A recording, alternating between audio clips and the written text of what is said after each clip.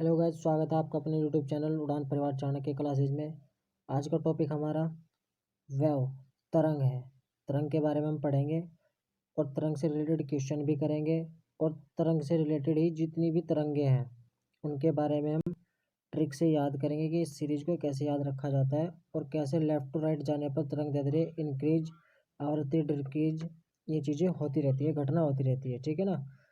तो वीडियो के अंत तक बने रहें और थोड़ा ध्यान से समझ के चलें। यदि आपको पढ़ा हुआ है, स्पीड ज़्यादा करनी है तो आप बराबर वाले राइट हैंड पर 3 कॉलम्स को क्लिक करके वहाँ पर स्पीड को इंक्रीज कर सकते हैं और वीडियो को स्कैप करके आधा आप टेस्ट भी लगा सकते हैं, क्वेश्चन भी लगा सकते हैं। ठीक है, तो शुरू करते हैं। वेव वेव क्या होती है हमारी? वेव और कुछ नहीं, केवल एक कंपन है। क्या है कि कंपन है, यानी कि डिस्टरबेंस का पैटर्न होता है। जैसे कोई पानी में, जल में कुछ मार देते हैं हम पत्थर फेंक के, तो ऐसे तरंगे उसकी चलने लगती हैं। तो क्या एक पैटर्न चल रहा है उसका, बार बार पैटर्न चल रहा है, यानी कि एक डिस्टरबेंस हो रहा है, विक्षोभ उत्पन्न हो रहा है। तो उसे हम क्या बोलते हैं? तरंग। तरंग को मेनली हम 2 पार्ट्स में डिवाइड करते हैं। एक हमारी होती है इलेक्ट्रोमैग्नेटिक वेव, विद्युत चुम्बकीय तरंग। एक होती है हमारी यांत्रिक तरंग, जिसे बोलते हैं मैकेनिकल वेव। ठीक है। विद्युत चुम्बकीय तरंग के बारे में हम लाइट के बारे में पढ़ते हैं, ओवरऑल लाइट के बारे में। विद्युत चुम्बकीय तरंग में हमारा लाइट आ जाता है और उसके बाद हमारी जो सीरीज में होते हैं ना, गामा किरणें होगी, सूक्ष्म किरण होगी, माइक्रो रेडियो तरंगे, वो सब किस में पढ़ते हैं? हम इलेक्ट्रोमैग्नेटिक वेव में।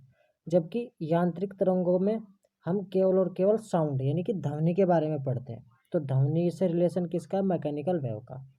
अब मैकेनिकल वेव को हम 2 पार्ट्स में रखते हैं। इनका पार्टीशन ध्यान रखेंगे, 2 प्रकार से इसको डिवाइडेशन करते हैं। एक कौन सी होती है हमारी? एक होती है हमारी ट्रांसवर्स वेव। ट्रांसवर्स वेव का मतलब जो आपकी अनुप्रस्थ तरंगे होती है। एक होती है लॉन्गिट्यूडल, यानी कि अनुदैर्ध्य। अब ध्यान कैसे रखा जाएगा? देखो, ट्रांसवर्स वेव हमेशा ऐसे ही चलती है।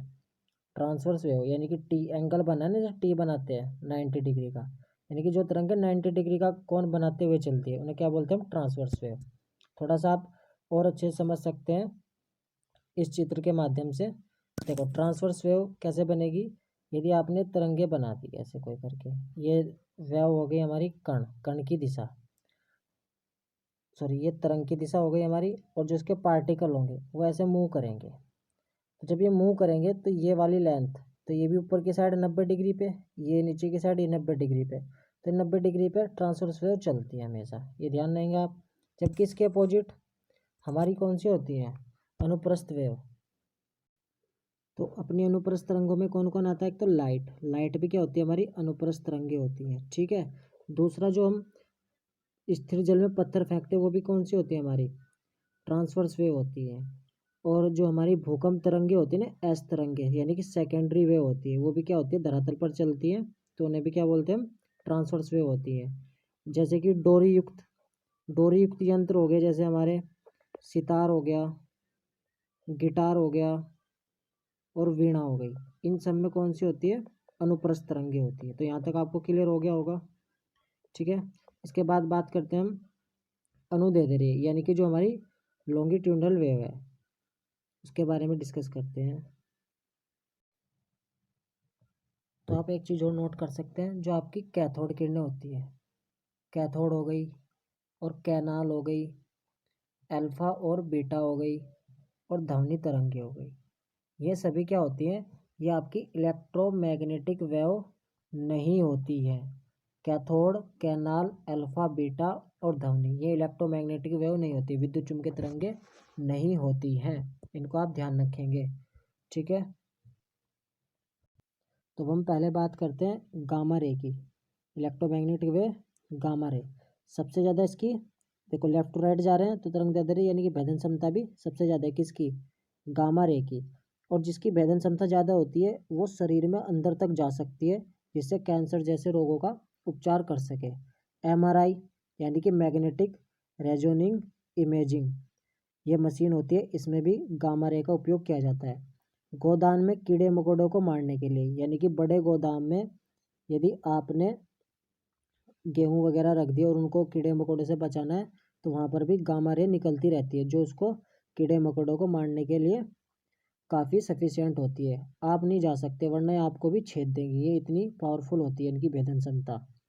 फिर इसके बाद जो आपके रेडियो एक्टिव एलिमेंट्स होते हैं उनसे क्या होता है, गामा रेज निकलती है। तो गामा रेज कहाँ से निकलती है, रेडियो एक्टिव मटेरियल से, जो कैंसर या कोबाल्ट 60 हो गया 60 हो गया उसके उपचार में यूज की जाती है।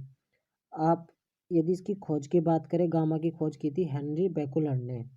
तो बेकुलर यानी कि आपको अपनी बैक को बचा के रखना है किससे, गामा रे से, वरना ये छेद कर पार हो जाएंगी। नेक्स्ट है आपका एक्सरे, इससे तो आप भली भांति परिचित होंगे। एक्सरे का क्या काम होता है, जो आपकी हड्डी होगी, दांत की इमेज होगा, उनको इमेज बनाने के लिए हम एक्सरे का उपयोग करते हैं।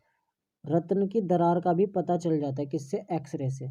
एक्सरे का काम क्या है कि यदि आपकी कोई बोन होगी, ठीक है, कोई बोन होगी और वो कहीं से क्रैक हो जाए तो एक्सरे जब टकराएंगी इनसे तो क्या होगा, वापस हो जाएंगी। लेकिन जहाँ पर खाली स्थानों को उससे टकरा कर वापस ना होकर उस खाली स्थान में सीधी निकल जाएंगी, यानी कि वहाँ पर एक काला सा धब्बा बना देंगी, जो क्या हो जाएगी, एक इमेज तैयार कर देती है। तो एक्सरे का मात्रक क्या होता है, इम्पोर्टेंट रोंट्सजन, ठीक है। यह ओनली 6 रोड्स पर काम करता है। जो हमारी एक्सरे होता है ना हड्डी का, वो केवल कितने पे करता है, 6 पे। 20 रोंट्सजन पर मृत्यु हो जाती है, कितने पर, 20 पर। और जो परमाणु होता है 200 रोंट्सजन होगा, 200 पर क्या होगा, एक्सरे निकालता है, इतनी हानिकारक निकालता है कि आपको जो है बम विस्फोट की तरह खत्म ही कर देगा, यानी कि आपके भीतर से होकर गुजर जाएगा हानिकारक विकिरण। अब नेक्स्ट है हमारा अल्ट्रावायलेट, पराबैंगनी। पराबैंगनी, पराबैंगनी क्या होता है, अल्ट्रावायलेट, ये क्या करती है, ओजोन, जो आपकी ओजोन है ना, यूवी का छनने का काम कौन करती है, ओजोन। अल्ट्रावायलेट हानिकारक किरणें होती हैं जिससे हमें स्किन कैंसर का खतरा होता है। तो मानव को सबसे ज़्यादा खतरा किससे, पराबैंगनी से, स्किन कैंसर का। उसके लिए हमारी ओजोन लेयर है, वो इसको प्रोटेक्ट करके रखती है पराबैंगनी किरणों से। जो आपके आरओ मशीन होती है, आरओ मशीन में ultraviolet, UV rays, water clean का काम करती है। तो ये भी आपको यूज में ध्यान में रखनी है कि पराबैंगनी कहाँ होती है, आरओ मशीन में भी यूज की जाती है। तो आपकी जो होती है गामा रे, उसकी भेदन क्षमता ज़्यादा होती है, फिर एक्सरे और फिर यूवी की। तो सबसे अधिक भेदन क्षमता गामा रे की पड़ चुकी है आप, जिससे दूर तक नहीं जाती। तो दूर तक जब ये नहीं जाती तो दूर तक कौन जाएंगी, जिनकी भेदन क्षमता कम होगी, यानी कि जैसे आपकी रेडियो वेव काफ़ी दूर तक जाएंगी, ठीक है। यानी कि इंफ्रा माइक्रो रेडियो ये क्या होती है, ज़्यादा दूर तक जा सकती है, रेडियो तक जाती है, रेडियो भी सबसे दूर तक जा सकती है, ठीक है। उसके बाद पराबैंगनी खोज किसने की, रिटर ने, जॉन रिटर ने। तो यूवी रिटर।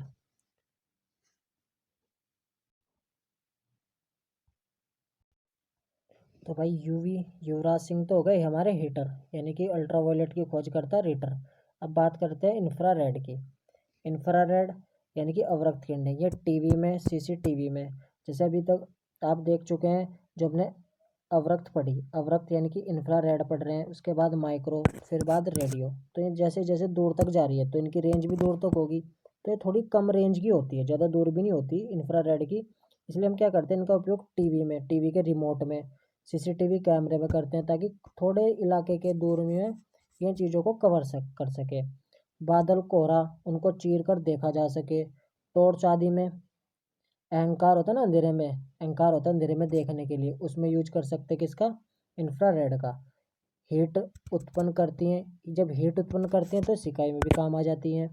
इसी के कारण वायुमंडल गर्म होता है, किसके कारण, अवरक्त किरणों के कारण, इंफ्रारेड, ठीक है। इसकी खोज किसने की, हर्षल ने की है, इंफ्रा, ठीक है। तो इंफ्रा रेड कौन करता है, खोज करता हर्षल। फिर नेक्स्ट है हमारा माइक्रोवेव। अब इंफ्रारेड के बाद माइक्रोवेव, उसके बाद रेडियो। तो माइक्रोवेव थोड़ा और ज़्यादा जाएंगी, जब ये टीवी तक कर रही है, सीसीटीवी तक, तो इन्हें कहाँ तक यूज करेंगे, सेटअप बॉक्स तक, डिश टीवी तक, टावर में यूज कर देंगे। इनसे बड़ा थोड़ा ऊपर का इंस्ट्रूमेंट हो गया ओवन में खाना गर्म करना, वो कौन करती है, माइक्रोवेव करती है। स्पीड गन हो गई आपकी। स्पीड गन कैसे काम करती है, यदि कोई कार बहुत तेज़ गति से निकली तो उस पर टकराएंगी और वापस आ जाएंगी, और उसमें अपने आपको क्या हो जाएगा, स्पीड का पता लग जाएगा, गाड़ी की स्पीड कितनी थी। तो स्पीड गन में यूज होता है।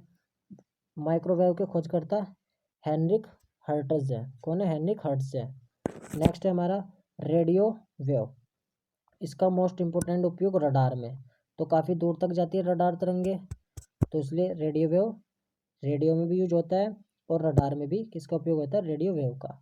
खोज करता है इसके मार्कोनी। खोज करता कौन है, मार्कोनी। तो रेडियो बजाओ और मारो कोनी यदि नहीं बजेगी, रेडियो पे सिग्नल नहीं आता है तो कोनी बांधनी पड़ती है, तो रेडियो मार्कोनी। दृश्य विकिरण तरंग, दृश्य यानी कि जो हमें दिखाई देती है, यानी कि विबग्योर वाली।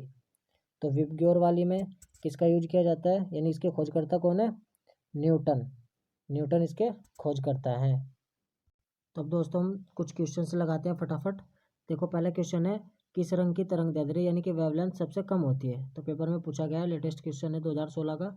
तो किसकी सबसे ज़्यादा होगी, विबग्योर लिख लिया आपने, तो रेड की सबसे ज़्यादा होती है। तो कह रहा है कि किस रंग की तरंग दैर्ध्य सबसे कम होती है, इसमें सबसे कम पूछा है, तो कम वाला कौन सा होगा इसमें, वॉयलेट, बैंगनी। तो आंसर क्या हो जाएगा, डी ऑप्शन। नेक्स्ट है हमारा, नीचे एक अभिकथन और एक कारण दिया गया है। अभिकथन क्या है हमारा, जब वेग स्थिर और तरंग दैर्ध्य आधी रखी जाती है तो आवृत्ति दोगुनी हो जाती है। कारण, वेग बराबर आवृत्ति गुना तरंग दैर्ध्य। तो वेग निकाला था हमने मीटर पर सेकंड, मीटर के लिए क्या लिख दिया था, लैम्डा, और 1/सेकंड के लिए क्या लिख दिया था, फ्रीक्वेंसी। तो आवृत्ति गुना तरंग दैर्ध्य आ रहा है, तो कारण तो सही है। अब ये कह रहा है कि यदि वेग स्थिर रख दिया जाए, यदि वेग को हम 1 रख दें और कह रहा है कि तरंग दैर्ध्य आधी कर दी जाए, तो तरंग दैर्ध्य कितनी हो जाएगी, λ/2। तो और आवृत्ति दोगुनी कर दी जाए यानी कि 2f, तो 2 से 2 कट जाएगा, तो डायरेक्ट क्या आएगा, कांस्टेंट वैल्यू आ जाएगी। यानी कि दोनों चीज़ें क्या है, जब वेग स्थिर रहता है, वेग स्थिर रहता है और तरंग दैर्ध्य आधी रखी जाती है तो आवृत्ति दोगुनी हो जाती है। ये बिल्कुल सही बात हो रही है यानी कि यहाँ से। तो इसका मतलब आंसर क्या हो जाएगा आपका, बी ऑप्शन। अभिकथन और कारण दोनों सही है, लेकिन कारण जो है ना, अभिकथन की उचित व्याख्या है। ठीक है, ये भी ध्यान रखना कि उचित व्याख्या कर रहा है, क्योंकि उसको फॉलो कर रहा है कंडीशन को। निम्न में से क्या तरंग की विशेषता नहीं है। तो तरंग की विशेषता क्या नहीं होती, तरंग की विशेषता क्या होती है, माध्यम। तरंग को माध्यम की आवश्यकता नहीं होती, तो इसकी विशेषता भी नहीं है। नेक्स्ट है हमारा, एक तरंग की आवृत्ति फ्रीक्वेंसी। यदि एक तरंग की आवृत्ति यानी कि फ्रीक्वेंसी बढ़ती है तो उसकी तरंग दैर्ध्य पर क्या असर पड़ता है। तो तरंग दैर्ध्य इसके अपोजिट होती है तो क्या हो जाएगी, घट जाती है। क्या हो जाएगी आपकी, घट जाएगी। ठीक है, नेक्स्ट है हमारा, निम्नलिखित का मिलान करें। तो मिलान कैसे करेंगे, रेडियो तरंगें कहाँ उपयोग होती हैं आपकी, रेडियो तरंगें किस में उपयोग होती हैं आपकी,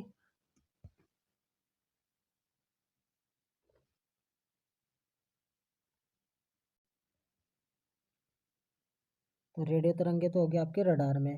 और जो घरेलू इलेक्ट्रॉनिक्स के रिमोट में कौन सी होती है, अवरक्त, अवरक्त किरणें यूज होती हैं उसमें। तो आपको ये क्लियर हो जाएगा। तो नेक्स्ट आपका, निम्नलिखित में से किस विद्युत चुम्बकीय तरंग की तरंग दैर्ध्य सबसे कम होती है। तो सबसे कम किसकी होगी, इधर से गामा किरणें शुरू हो रही थी और इधर से इधर को बढ़ रही थी, लेफ्ट से राइट की ओर। तो सबसे कम तो शुरू में ही मिल गई, क्योंकि सबसे ज़्यादा तो सबसे लास्ट वाले की होगी, तो लास्ट में आएगी। तो गामा किरणों की क्या होती है, सबसे कम होती है। नेक्स्ट हमारा, सूर्य द्वारा उत्सर्जित हानिकारक विकिरण है।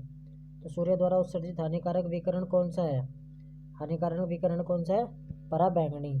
इससे तो मैं रक्षा करने से त्वचा का कैंसर हो जाता है। निम्न में से कौन सा किसी ध्वनि तरंग के प्रति इकाई समय में किए गए दोलनों की संख्या को दर्शाता है, दोनों की संख्या को बताता है। तो दोनों की संख्या क्या होती है, इकाई समय में, यानी कि 1 सेकंड में दोनों की संख्या क्या होती है हमारी, आवृत्ति, फ्रीक्वेंसी। नेक्स्ट है, निम्नलिखित में से किसकी वेदन क्षमता अधिक होती है। तो वेदन क्षमता किसकी सबसे अधिक होती है, गामा किरणों की, क्योंकि इनकी गामा किरणों की जब लेफ्ट से राइट चल रहे थे, इनकी जो है वेवलेंथ सबसे कम थी, इसलिए इनकी वेदन क्षमता भी ज़्यादा थी। मनुष्य के लिए सबसे हानिकारक विकिरण कौन सा है, तो जब इसकी वेदन क्षमता ज़्यादा है तो हानिकारक विकिरण भी थी, कौन सा हो गया, गामा किरणें, क्योंकि इससे तो त्वचा कैंसर है। गामा किरणें भेदने की क्षमता रखती है, पेनिट्रेशन पावर हाई होती है। नेक्स्ट है आपका, एक्स किरणें, वास्तविक रूप से एक्स किरणें क्या होती है। एक्स किरण क्या होती है, धीमी गति से इलेक्ट्रॉन, तेज गति के इलेक्ट्रॉन या धीमी गति के न्यूट्रॉन। तो क्या होती है, इलेक्ट्रोमैग्नेटिक वेव होती है, कौन सी, एक्स रे। एक्स किरणें पार नहीं कर सकती, तो इसका आंसर आप देंगे, एक्स किरणें किसे पार नहीं कर सकती, खुद देखेंगे आप। हर्ट्ज किसका मात्रक होता है, ये आप देख सकते हैं। एक तरंग की चाल 200 मीटर पर सेकंड है तथा तरंग दैर्ध्य 1/2 मीटर है, तो तरंग की आवृत्ति क्या होगी। तो इसको आप न्यूमेरिकल को कर सकते हैं, कितनी आ जाएगी, 400, क्योंकि आपको क्या निकालनी है, न्यू। न्यू बराबर क्या होता है, C/λ। अब C की वैल्यू कितनी है, 200, और तरंग दैर्घ्य कितनी है 1/2, तो 2 सबसे ऊपर मल्टीप्लाई कर जाएगा 200 से, तो 200 दूनी कितना हो जाएगा 400, यानी कि 400 मीटर पर क्या जाएगी, आवृत्ति कितनी हो जाएगी, मीटर पर सेकंड हो जाएगी। आई होप आपको मेरा ये प्रयास अच्छा लगा होगा, तो प्लीज़ वीडियो को लाइक करें और अपने दोस्तों के साथ शेयर करें और कमेंट करके ज़रूर बताएं आपको वीडियो कैसी लगी, ताकि फिर मैं नेक्स्ट वीडियो आपके लिए लेके आ सकूं। तब तक के लिए जय हिंद, जय भारत।